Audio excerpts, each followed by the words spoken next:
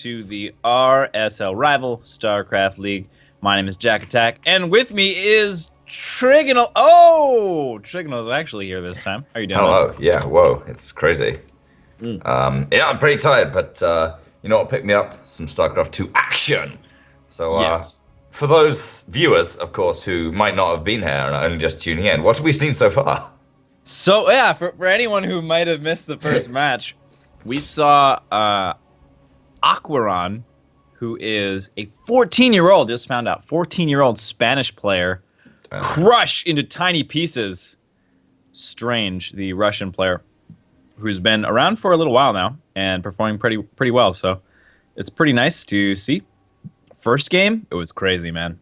He did this. He got 2 gas super quick, and he built Marines only. And he did this push with... Unit. Yeah. He did this push with Marine tank, but he built bunkers and turrets. And it was a 1 base all in. It was cool. Like really cool. Yeah. And Strange at the same time canceled his own Nexus, I think on accident, because he rebuilt it later on without like any sort of advantage gained from canceling it. And so you cancel your Nexus, and at the same time you also sort of give up your advantage against a 1 base all in. That sucks. Yeah. Bit tough. It's whether or not you kind of take the hit of going back down to 1 base and hope you can hold that slightly more difficult natural position, or whether you just go, maybe we'll just play it safe and just hope you're theoretically more higher economy will pull through. But either way, we got a PvP in the form of Pox versus Ray coming on up next, and I'm really looking forward to that because PvP is a really cool matchup in Legacy of the Void. Probably, well, I think it's my favorite mirror, and I think it's almost certainly one of the ones that shows the most strategic diversity. Yeah, I think that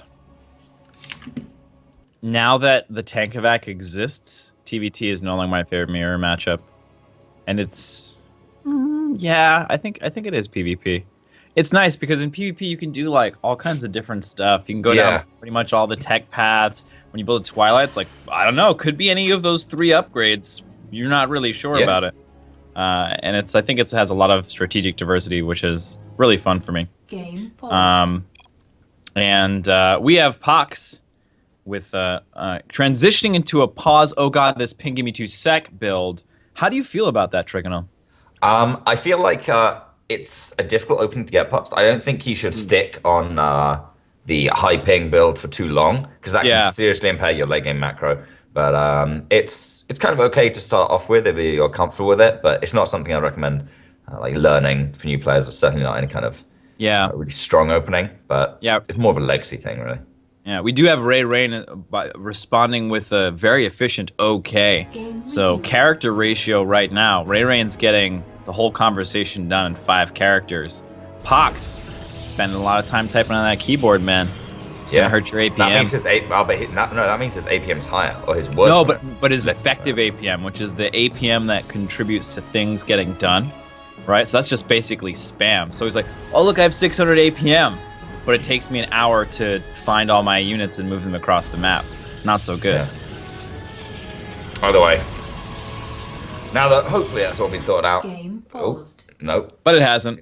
It hasn't. Might be changing the server, like it'll still be on NA. Yeah, the server, not the region. Now that you have different servers for the region, so we're going to try and get it sorted out on East Coast server, which means the person hosting the game has to set their server preference to East Coast in the StarCraft 2 settings. Is that really how it works, though? I've been told. Okay, because it doesn't actually matter who's in the player slot; it's who hosts the game. Okay. But obviously, in matchmaking, theoretically, a couple of bugs aside, it'll use whatever the best server is for both players, unless one has a preference. I don't know what happens if they both have a preference, though. I think that's where problems come in. Yep. Yeah, for a while there, it was very frustrating and tricky and difficult to control. I remember. I don't know if I was casting with you. I think it was Puck restarted the game 7 times in a row or something like that, because we were trying to get on the right server. Yeah, well, I mean, in fairness, I think it was especially in a mirror matchup like PvP, Yeah. you really don't want to be playing with any kind of disadvantage, especially like when early game Disruptor balls, man. Disruptor balls, oh my god. Yeah, when you want to be blinking away from them at the last second, you really do not want to be not blinking away from disruptor balls at the last second. Yeah, and if they get your disruptors, all it takes is one disruptor hit to kill the other disruptors. Yeah. But I think it's kind of crazy. And obviously whoever gets their shot up to 2. Yeah, I think that would kind of help the volatility in the matchup a little bit, though it wouldn't be quite as exciting. But maybe if it was like 2 hits for disruptors and kept on 1 hit for stalkers, but I'm sure they're doing tweaking. Either way, when you've got slightly higher ping than your opponent, all it takes is that 1 millisecond faster disruptor shot from your opponent, and then they both go off at roughly the same time, except theirs goes off a fraction of a second before, blows up your disruptors, and then your disruptor shots don't go off. That's really bad. It's all it takes, man. All it takes is the first person to throw the balls of death out, and it's over. It's kind of like Siege, Tankovac versus Tankovac. If you're the one that drops your tanks first, even by a slight millisecond, all of a sudden, you get the first volley off, and it changes everything. Yeah, absolutely. So, we're loading into our map. We'll see if we play a game of StarCraft on it or not. That's always, up in the air, depending on server issues. But assuming everything is fine, which is what I'm going to do for the time being, we have spawning in the top right of Dusk Towers our orange Protoss, helped a bit Galeif Ray Rain. And his opponent down here in the bottom left, who hopefully is suffering from slightly less ping issues, is playing in the teal from EC Visualized Protein, Pox.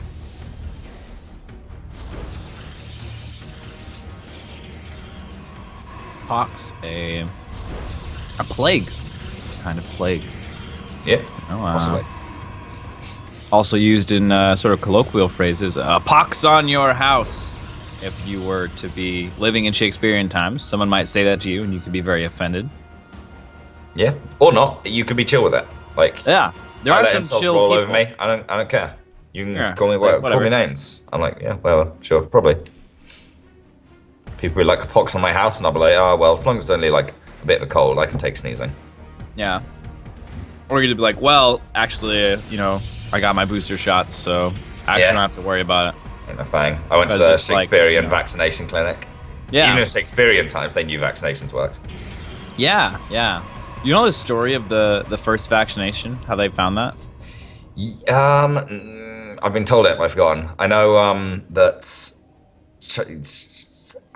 I want to say Chinese culture. You'd eat smallpox scabs, and that would actually make you vaccinate you against smallpox, because the scabs contain a bunch of like dead smallpox bacteria, which is basically vaccination. Interesting. What I heard, maybe that's one of the ways that it happened. What I heard was that it was a farmer that accidentally stabbed himself with a fork that had also stabbed a cow, and that cow had the disease of whatever it was, because all plagues come from animals.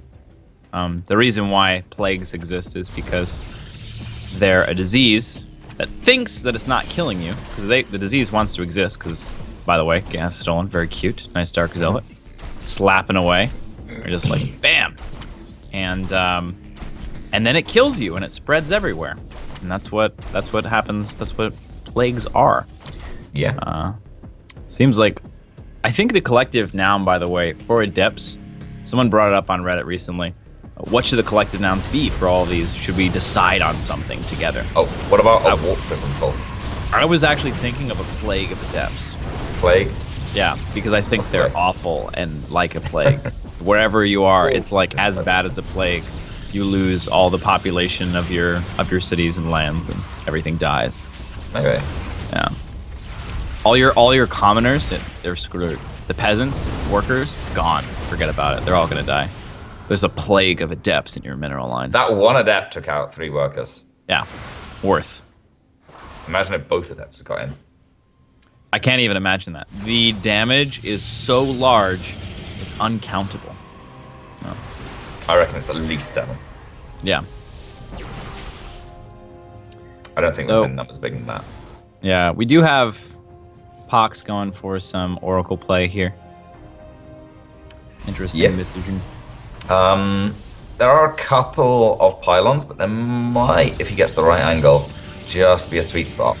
That's not it, but I've changed my mind. I don't think there is. Well, you can't go back. Actually, Still though. Once you say it's true, that's all. Okay. 7 workers killed. X. 7 workers killed is pretty good. Sweet. And yeah, especially when you keep the Oracle alive. Yeah, and especially when you've got a second Oracle following up.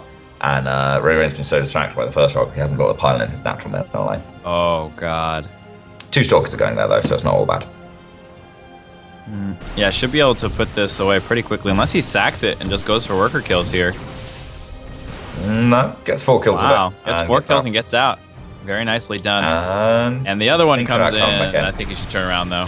Oh, man, he's going to get a couple kills. He's really played it out of the wire. That was perfect. Oh, wow. Just skirting the edge of that pylon. That was very smart. Yeah. He stayed out of the range of that pylon the whole time. Yeah, didn't take a hit. That was fantastic. Logic was used 50 energy. 17 workers 20 killed. Health on that. And yeah, in total, we got a 9 kill Oracle and a 4 kill Oracle. And of course, that adept got a few shots in. Yeah, economies are a bit crazy right now. Definitely pretty heavily in favor of Pox. Yeah. Then he's going to go double Oracle. If at first you succeed, do it again, but twice as much, I think is the famous saying. And we're potentially going to get that in a second here. Here we go. Couple of Oracles going to run in here. He's going to snipe the Sentry. Yep, Sentry's nice. Get some damage to the gas of your opponent. And, even one more kill. Look at that, the last moment. 23 workers gone down. That is just over a full mining base. That's ridiculous. That Ray Rain is down right now. Yeah, Ray Rain's going to try to fight back with Warp Prism Harass here. We've got 3 Warp Gates. And nothing too crazy yet. He does have a oh, he unpowered his own gates. That's really unfortunate, especially because he just got his warp into position. Yeah. Oh, that sucks. Oh, man. He's like, I need to bust out of here. Crap, I can't warp anything in. Oh, he's all set up, but he only has one gate.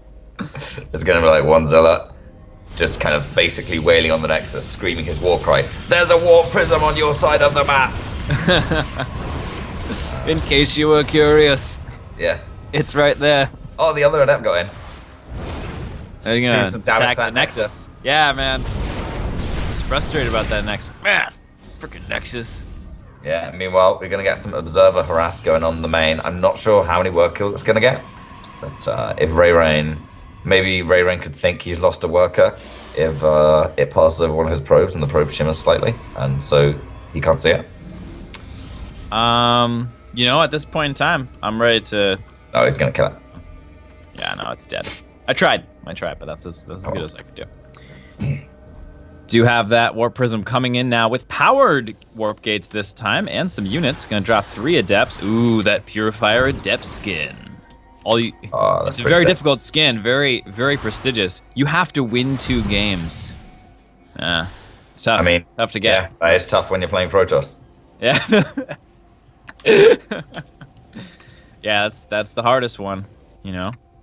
I live on Reddit basically, so that post today came out and it was like, hey, notice that the EU regional qualifiers for the WCS, notice Protoss aren't doing so well. It's like, whoa, wait a minute. Imba!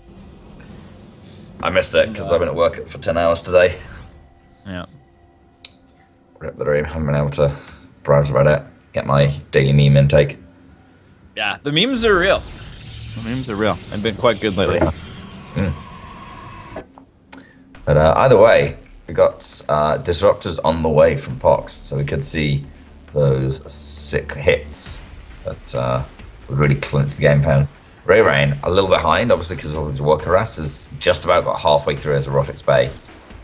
And he's even Probably going to have a little difficulty holding this. Push out, just Pox up Blink. Yeah, Pox is going to be able to do some damage with this. Oh, little lag there. Yeah. I don't think it's really time to strike just yet. He will poke forward. Get some free damage, essentially. Nice blink. And we begin disruptor times. And 2 disruptors at a time are oftentimes better than 1, I've heard. So, good on you, Pox. Sometimes it just means like you lose twice as many disruptors as your opponent does when you get a big hit off. Yeah, they get a big hit off. Yeah. And that's all about them splits, as they're often referred to by the memesters. And yeah. They're referring to something as something. You know that's the right thing to refer to it as. Absolutely. Pox has got a real upgrade lead as well. The Forge is kind of halfway done for Ray, and he's already powering through his +2, chrono boosting that out as fast as little Nexus can carry him. Pox has a few Stalkers here. Let's see how good the Blink Micro is. The Blink Micro is actually, in fact, just I'll run away a bit. That's actually our click, is the Blink Micro. Oh. Nicely done. Oh, okay, that was a hallucinated Phoenix. I saw some things shooting at things. Oh! That's Blink. All right. And, we're going to begin the dance that is PvP. Launching back and forth. Tech 4 wanted to know about some stuff, but pointing out a mistake that I made earlier. We're going to talk about that in a sec. Nice splits, pulls back. It was actually the Colossus skin we need to win 2 games for. I think the Adept skin just needed to buy the Collector's Edition. Yeah, that was a Collector's Edition one. I just assumed you also needed to win a couple of games with it. This revelation on Ray range units is really, really nice because one of the biggest things in PvP disruptor battles is vision. Because they have so much more range than, you're going to see a big blink forwards. He's trying to force the blink out from Ray Rain. I mean, this disruptor count is ridiculous. Yeah. Pox can pretty much continually have Purification Nova zoning his opponent out as he just kind of marches them forwards. Ray Rain, though, has his own disruptors. They're going to try and strike from shadows. Pox is maybe not ready. Oh, big hit. Nicely done. It's a couple of Immortals. But doesn't actually hit any disruptors. And that was close. Gonna proc that shield there. That's a nice hit. Ooh, nice. Oh, that focus. Oh, man. He just avoided that Purification Nova by taking out the disruptor there. Ray Rain did. The pure numbers are on the side of Pox. This is a tough engagement. Man, really nice concave, though. So many units in the back of Pox's army doing nothing during those engagements. Making some critical tactical mistakes here. Yeah, despite a +2 versus 0 advantage for... Oh, my God! That would have been all he needed to get back into the game. Yeah. That one hit. Milliseconds away. If that blink was just a bit later. That is the difference lag can make.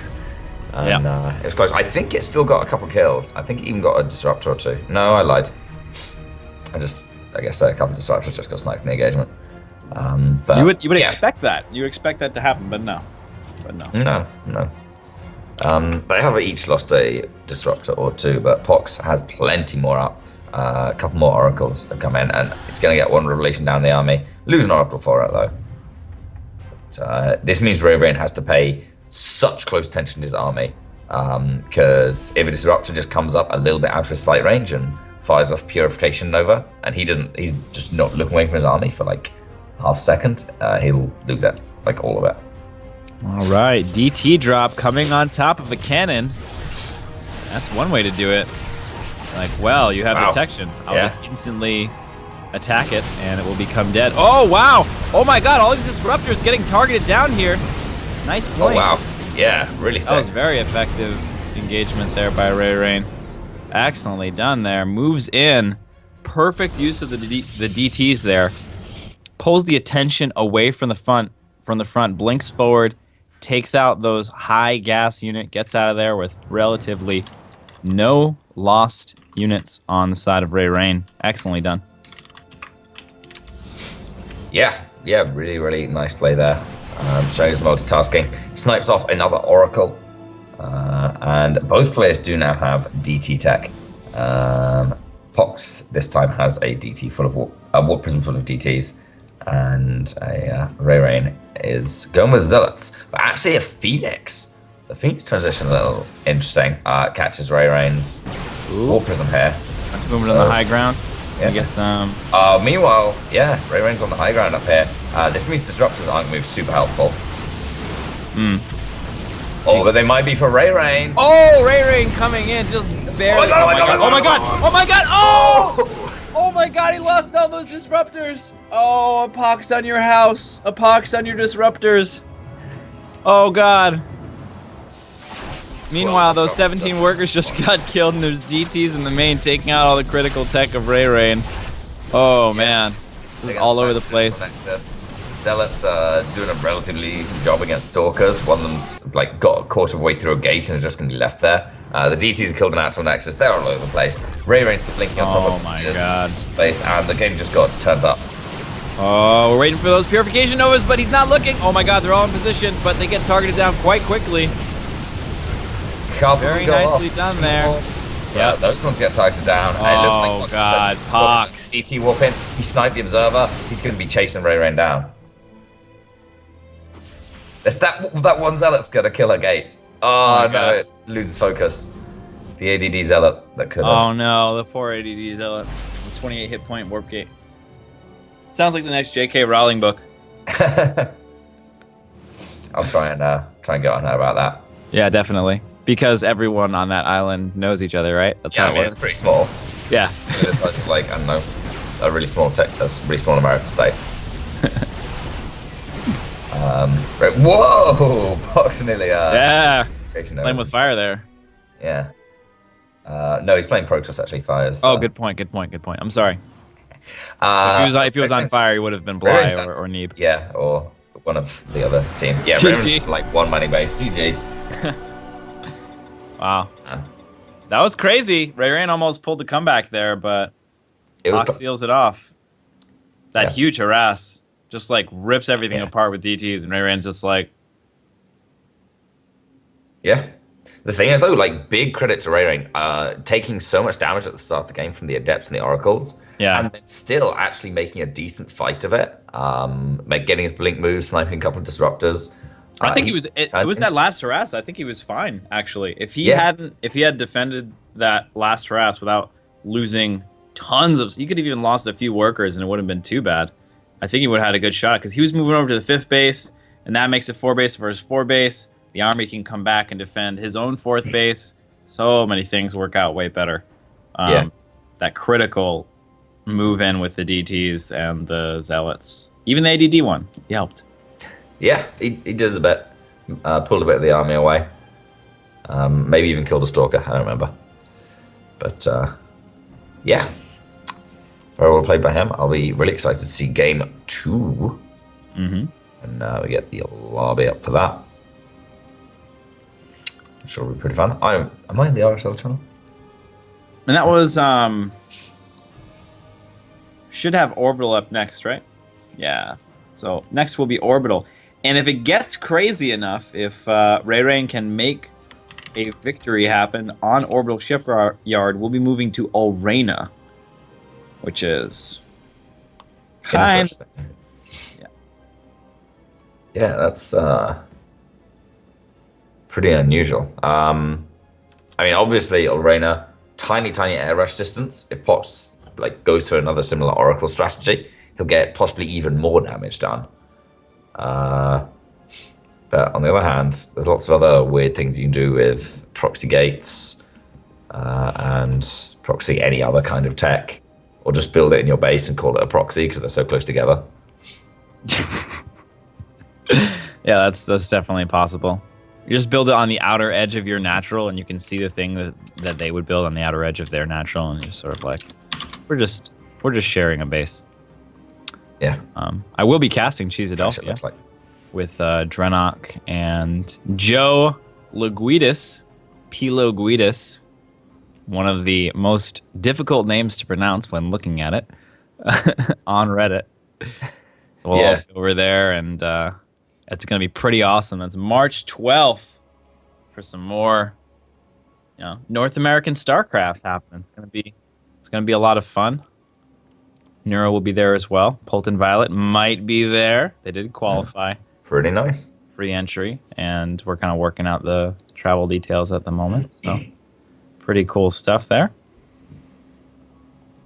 Yeah, pretty sick. You know what else is pretty sick? What's up? Auto Shipyard as the next